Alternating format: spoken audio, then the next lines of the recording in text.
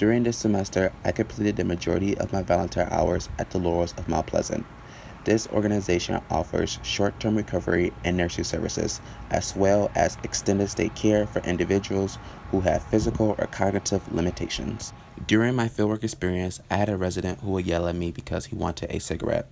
Luckily, the agency had nurses who I could go up to and ask for their help, and they would handle the problem for me. This particular experience was connected to Chapter 8 of our textbooks due to the agency having tons of resources to provide for the residents when needed.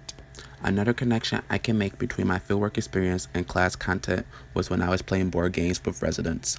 While enjoying our games, I would have conversations with residents in which I was using attending behavior mentioned in Chapter 7 in our textbooks to let the residents know that they have my full attention. I would use eye contact and body language to let the residents know that I was listening to them. My responsibilities while working at the Laurels included games and activities with the residents.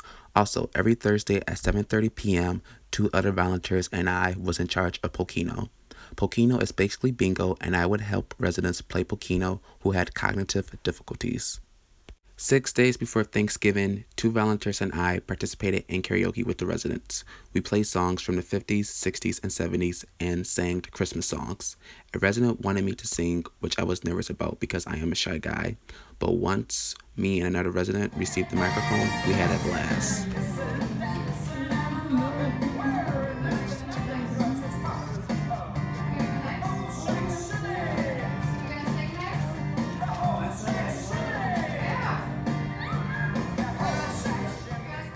One challenge I experienced while volunteering at the Laurels was seeing the residents that were sad, depressed, and in bad health. I had multiple residents come up to me and ask me to take them home, and that made me feel sad because I knew that I couldn't do anything to help them. I wouldn't say that I overcame this challenge due to me being an emotional person, but I realized from observing the residents that were in bad shape that I need to make sure that I take good care of my health so when I get older, I won't need to be placed in this type of facility. One rewarding aspect of volunteering at the Laurels was having conversations with the residents.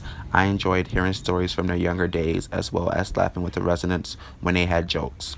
Talking with the residents made me think about my grandfather and our conversations we would have when I was younger. Even though while volunteering at the Laurels, I felt bad about some of the patients' physical and mental health, it was a rewarding experience to be around elders because I learned a lot of valuable life lessons from the residents.